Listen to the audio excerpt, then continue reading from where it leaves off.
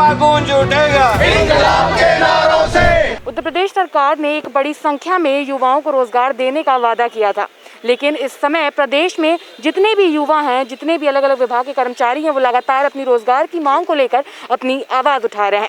बता दें, हमारे पीछे मौजूद हैं यूपीपीसीएल के कुछ कर्मचारी जो उत्तर प्रदेश के अलग अलग ज़िलों से आए हैं। यहाँ पर 3 साल अपनी सेवा बिजली विभाग में देने के बाद इन लोगों को रातों रात इनके नौकरी से निकाल दिया गया। जिन्होंने इतनी मेहनत करी थी, सब कुछ पास किया था, उसके बाद इन लोगों को रातों रात बिना किसी इन्फॉर्मेशन के इनकी नौकरी से निकाल दिया गया।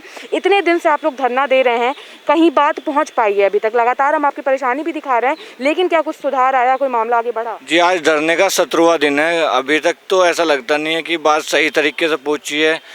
यहाँ पे कोई मंत्री, कोई नेता, कोई अधिकारी मिलने नहीं आया है।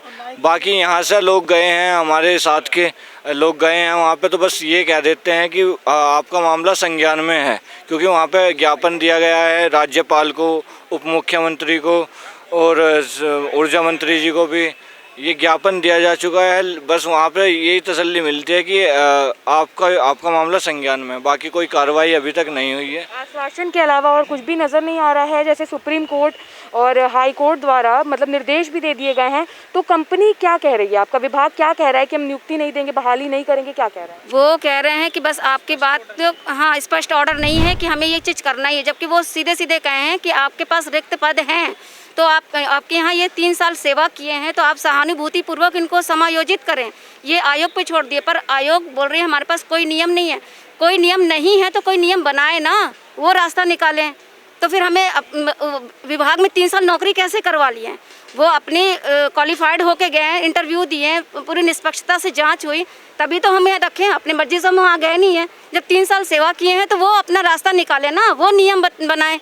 वो नियम कोई बन के नहीं आता, वो नियम बनाए, वो शासन से मिले, मगर वो नहीं करना चाहती। वो सब कुछ कह रहे हैं कि आपको जो करना वो करो। आदेशों का, हाई कोर्ट के आदेश को नहीं पालन कर रही है, सुप्रीम कोर्ट के आदेश का नहीं, तो ये सरकार तो तानाशाही सरकारी चलेगी ना। तो हमारी बात नहीं मानी, जब तक हमारी मांग नहीं पूरी होगी हम लोग ऐसे धरना प्रदर्शन करेंगे। और लड़ाई अब सरकार से हो गई है। अब हाँ, ये बात अब इसमें अब इनको सरकार को इसमें देना पड़े, हस्तक्षेप करना पड़ेगा, तभी ये बात आगे जाके कहीं बनेगी, तभी हम लोग का समायोजन हो पाएगा। तो हमें योगी जी, माननीय मुख्यमंत्री जी से यही निवेदन है कि हम लोग को 603 लोगों को न्याय दें, हम लोग को समायोजन करें, हमारी नौकरी को बहाल करें। 3 साल आप लोगों ने अपनी सेवा दी और कितना समय हो गया नौकरी छोड़े हुए? नौकरी छोड़िए 3.5 साल लगभग होने जा रही हैं, और हर कर्मचारी जो है, भूतपूर्व कर्मचारी जो है, एक दयनीय स्थिति में आ चुका है। खाने के भी लाले पड़ चुके हैं। छोटे छोटे बच्चों की जो शिक्षाएं वो भी नहीं हो पा रही हैं। उनके एडमिशन के लिए जाते हैं तो धन की आवश्यकता पड़ती है। हमारे पास में कोई धन है ही नहीं, तो हम कहाँ से दें? और ये समझ लिए बूढ़े माँ बाप हैं, उनकी सेवा भी नहीं हो पा रही है। बताइए क्या करें? हमारी ऐसी स्थिति, मरण, ये समझ लीजिए मरण स्थिति पैदा हो गई है। और जो है मतलब अब ये समझ लिए लास्ट ही हो चुका है। हमारा जीवन ही मतलब ख़त्म हो चुका है।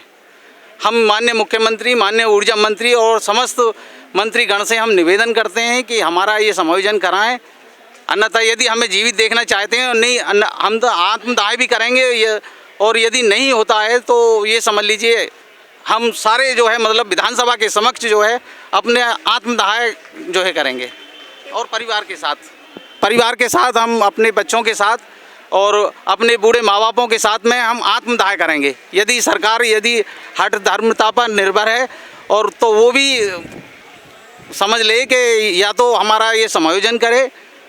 हम निवेदन करते हैं सरकार से, बार बार निवेदन कर रहे हैं, ये हमारा समायोजन करे और हमारे जीवन को जो है आगे बढ़ाने का प्रयास करा। कुछ कह रहे थे सर आप?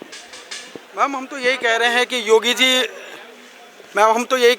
जी मंच सजा के लोगों को नियुक्ति पत्र बांटते फिर रहे हैं। जो लोग जिनकी समस्या एक्चुअल है, जो 3 साल वर्क कर चुके हैं और बाहर निकाले जा चुके हैं, उनकी समस्या सुनने को राजी नहीं है। बेरोजगारी स्तर पहले से ही उच्च थी, जो वर्किंग में थे उनको भी बाहर कर दिया गया, वो और उच्च बना दी गई है। तो बेरोजगारी दर घटी कहाँ है? बेरोजगारी यूपी में कोई मुद्दा नहीं है। ये लोग बैठे हुए हैं, हम लोग आर्थिक रूप से भी टूट चुके हैं, और मानसिक रूप से भी टूट चुके हैं और एक मंत्री से दूसरे मंत्री और दूसरे मंत्री से तीसरे मंत्री आश्वासन लेते हुए घूम रहे हैं कि आपका काम होगा, आपका काम होगा। और यही 1.5 साल से हम लोग सुन रहे हैं। ये नहीं है कि हम आज ही इनके पास गए, हमारी समस्या पुरानी है। हम पुराने लोग कई बार मंत्रियों के पास गए, हम लोगों ने कई बार उनसे रिक्वेस्ट की। यूपीपीसीएल सुनने, वहाँ के कर्मचारी बिल्कुल सुनने को, जो अधिकारी बड़े अधिकारी हैं वो सुनने को राज़ी नहीं है। हमें पहले तो गेट से ही बाहर भगा दिया करते थे, अब तो सुनते भी नहीं है वो हमारी। तो अब जो सरकार है हमारी, अब सरकार से अपील है कि उन मंत्रियों, जो कर्मचारी अधिकारी हैं, उन हमारी बात पहुंचाएं और हमारा समायोजन करवाएं। क्या लगता है कब तक आपकी बात सुन ली जाएगी, क्योंकि 2022 के चुनाव भी नज़दीक हैं? मैम, लगता तो नहीं है, क्योंकि अभी तक कोई भी अधिकारी की तरफ से या किसी भी मंत्री की तरफ से कोई अभी तक कुछ आश्वासन या उस तरीके से नहीं मिला है कि हम लोगों को भरोसा हो सके। बस यही कहते हैं कि हाँ देख रहे हैं और कर रहे हैं, देख रहे हैं कर रहे हैं। हमारे भाई लोग जाते रहते हैं मिलने के लिए, बट अभी तक कोई भी ऐसा भरोसेमंद आश्वासन नहीं मिला कि काम हमारा कुछ हो रहा है। जैसे कि यहाँ पर लोग बता रहे हैं कि भरोसेमंद आश्वासन नहीं मिला है, तो आगे क्या, चुनाव भी आने वाले हैं, तो क्या इसका असर आप लोगों की तरफ से 2022 में आप लोग क्या असर दिख सकता है? देखिए मैडम, हम यहाँ पिछले, आज हमारा 17वां दिन है। 12वें दिन जब हमारी प्रबंधन से वार्ता हुई तो उनके जो निदेशक कार्मिक प्रबंधन श्री ए के पुरवार जी हैं, हम लोगों ने उनके समक्ष जाकर अपनी पीड़ा बताई, हमारे जो भी नियम और तार्किक बिंदु हैं उनके सामने रखे। लेकिन उनके अड़ियल रवैया इतना था, इतनी हठधर्मिता थी कि वो हमारी बात सुनने के लिए इच्छुक नहीं थे। तो जब हमने बारंबार उनसे विनती की, बारंबार उनसे वार्ता का प्रयास किया, लेकिन फिर भी वो जब हमारी बात करने के लिए इच्छुक नहीं है, और यहाँ आज 17वां दिन हमको हो गया, तो पावर कारपोरेशन स्तर से कोई अधिकारी ने यहाँ हम लोगों से मिलने की जहमत तक नहीं उठाई, तो आगे आने वाले समय में हमारे पास में आमरण अनशन और भूख हड़ताल के अलावा और कोई रास्ता बचता भी नहीं है। हम अगर सरकार द्वारा या कारपोरेशन द्वारा हमारी मांगों पर विचार करके हम लोगों को अपने पदों पर समायोजन नहीं किया गया, क्योंकि आज की हमारी परिस्थितियां ऐसी हैं कि अगर हम सुबह खाना खाते तो हमें शाम का सोचना पड़ता है। आज हमारी आर्थिक स्थिति इतनी बदहाल हो चुकी है, क्योंकि हम लोग 3 साल से बेरोजगारी का दंश झेल रहे हैं, और जो हमारे पास में थोड़ी बहुत जमा पूंजी भी थी वो हम लोग कोर्ट में खर्च कर चुके हैं। आज हमारे पास में इतनी ज़्यादा गरीबी है, इतनी ज़्यादा आर्थिक परेशानियां हैं, इतना हम लोगों को सामाजिक शोषण सहने को मिला है कि अब हमारे पास में आमरण अनशन और भूख हड़ताल के अलावा कोई रास्ता बचा नहीं है। यदि अगर प्रबंधन अपनी हठधर्मिता पर कायम रहता है तो हमारी भी मजबूरी होगी कि हम लोग जो है भूख हड़ताल करके, आमरण अनशन करके अपने प्राणों की आहुति दे दें। इससे ज़्यादा हम कुछ नहीं कह पाएंगे। क्या कहेंगे?